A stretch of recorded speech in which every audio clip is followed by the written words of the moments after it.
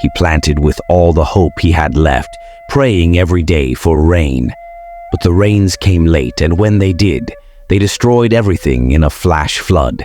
The crops were ruined, washed away by the raging water. All his hard work, months of sweat and sacrifice, vanished overnight. Tunde was born into a family of farmers in a small village near Akur. Farming was all he had ever known. His father, a once respected man in the community, had taught him everything he knew about working the land. But by the time Tunde reached his teenage years, the glory days of the family farm were long gone. His father had fallen into debt, crops had failed year after year, and the family's reputation, once built on wealth and abundance, was now overshadowed by failure. When his father died suddenly, Tunde, at only 19, was left with the burden of a failing farm, a sick mother, and 3 younger siblings who depended on him. The land, which had once flourished with bountiful harvests, was now barren and dry. The soil had been overworked and depleted of its nutrients, and Tunde had no money to buy fertilizers or better seeds. Worse still, the rains came later each year, and when they did, they barely touched the parched earth. Tunde's bitter journey began shortly after his father's death. At the funeral, many of his relatives made promises they never intended to keep. His uncles, once close to the family, whispered amongst themselves about selling the land and moving on. His aunt told him, "You're too young to handle this, Tunde. Leave farming. It's a lost cause. Go to Lagos or Ibadan and find a job." But Tunde wasn't ready to let go of the land his father had poured his life into. This farm, no matter how small and worn out, was part of his identity. He felt an unshakable connection to it, like giving up would mean losing the last piece of his father. As the months passed, Tunde threw himself into the work. From dawn until dusk, he toiled in the fields, his hands raw from the hoe and shovel. But no matter how hard he worked, the land gave little in return. The cassava he planted barely sprouted, and the few yams that grew were small and shriveled. One evening, after a particularly brutal day in the field, Tunde sat on the porch of their small mud brick house, staring into the distance. The weight of the world sat heavy on his shoulders. His mother's weak cough echoed from inside, and he knew they didn't have enough money for her medicine. His siblings, who once looked up to him, now seemed to avoid him. He overheard his younger brother telling a neighbor, "We'll never be like other families. Our farm is cursed." That word, cursed, haunted Tunde. The neighbors in the village had started using it too. People gossiped behind his back, saying the land was cursed, that no one in the family would ever prosper from it. Some claimed his father had offended the gods. Others said Tunde was too young, too inexperienced, and lacked the wisdom to succeed as a farmer. And then there were the friends. Growing up, Tunde had been part of a tight-knit group of boys. They had gone to school together, played football in the fields, and dreamed of their future lives. But now most of them had left the village. They had moved to the cities, working as security guards, clerks, and taxi drivers. Whenever they came back to visit, they flaunted their new clothes and city life, teasing Tunde for sticking with farming. "Tunde, you're still doing this?" one of his old friends, Segun, said during one of his visits. "You're wasting your time, man. There's no future in this village. Look at you. Look at your hands. You're killing yourself for what? A few yams? Come to Lagos. I'll help you find work." Tunde listened in silence, but his pride kept him rooted. Even though his heart ached with doubt, he wasn't ready to admit defeat. But his friends' words weighed heavily on him. Every time they returned, they seemed more successful, more confident, while Tunde looked more worn down, thinner, and broken. The final straw came during one particularly disastrous season. Tunde had borrowed money from a local trader to buy seeds and tools, hoping to salvage what was left of the farm. He planted with all the hope he had left, praying every day for rain. But the rains came late, and when they did, they destroyed everything in a flash flood. The crops were ruined, washed away by the raging water. All his hard work, months of sweat and sacrifice, vanished overnight. That evening, the trader came to Tunde's house to collect his money. Tunde stood at the door, shaking as he explained what had happened. He had no way to repay the loan. "I don't care about your problems," the trader snapped.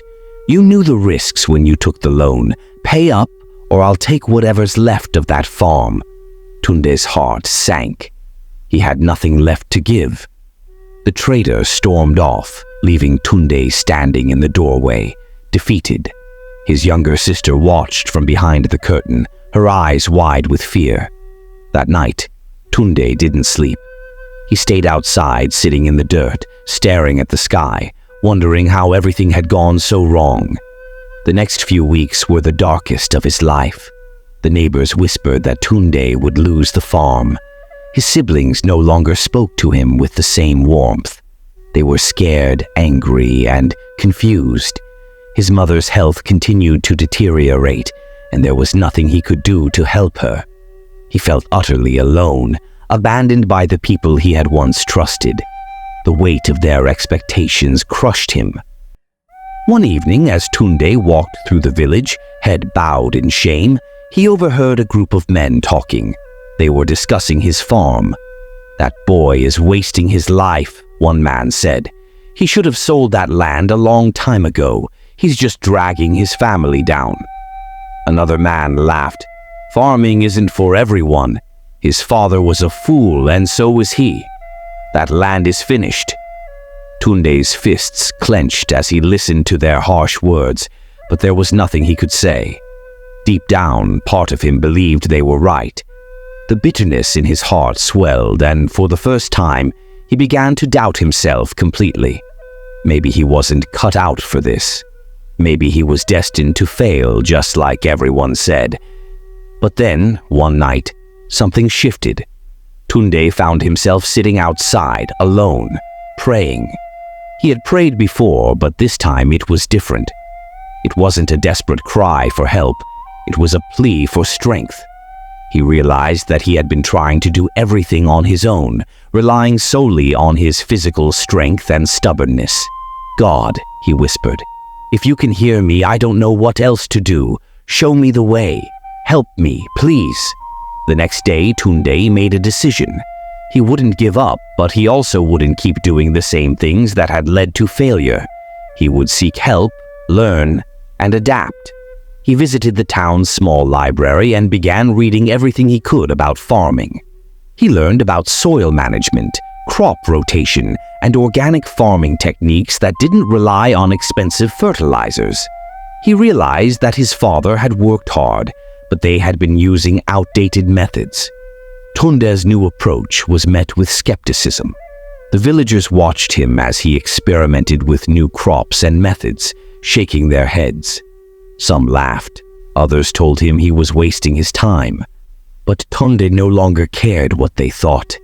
For the first time in years, he felt a flicker of hope. The road ahead wasn't easy. His first season using the new methods didn't yield much, but it was better than before. Slowly, the land began to show signs of life. The cassava grew thicker, the yams fuller. It wasn't much, but it was a start. Then, one day, a government agricultural officer visited the village. The officer had heard about Tunde's unconventional methods and wanted to see for himself. Impressed with Tunde's determination and willingness to learn, the officer introduced him to a government program that provided small loans and training for struggling farmers. Tunde hesitated at first. He had been burned by loans before, but this felt different. With prayer and faith, he took the plunge. He received a small loan, bought better tools, and attended training sessions that taught him modern farming techniques. The next season was a breakthrough. Tunde's farm produced more than it ever had. He sold his crops in the market, paid off his debts, and for the first time had money left over. His siblings, once distant, began to see hope again. The neighbors, who had once mocked him, now approached him for advice. Years later, Tunde's farm had grown into one of the largest in the region. He employed workers, supported his family, and gave back to the community. The same people who had once doubted him now looked up to him as a leader, a symbol of perseverance. But Tunde never forgot the bitterness of those early years, the loneliness, the rejection, the nights spent crying out to God. His journey was long and painful, but it had shaped him into a man of strength, faith, and humility.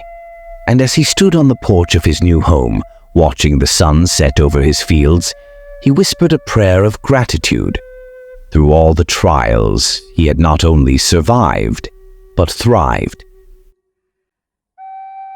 To everyone who reads this story, know that life will not always go the way you expect it to.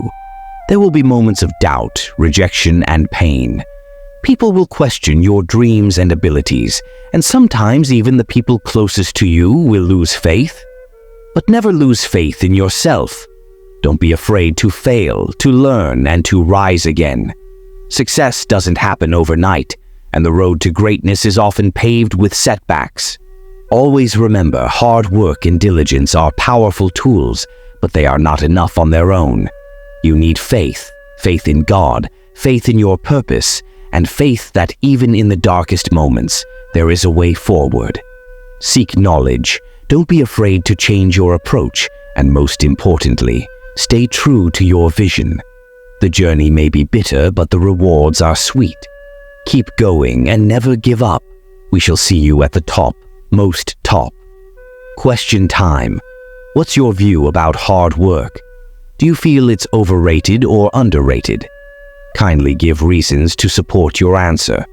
Lastly, kindly share with us your own similar experience and what probably became your biggest breakthrough. Thank you.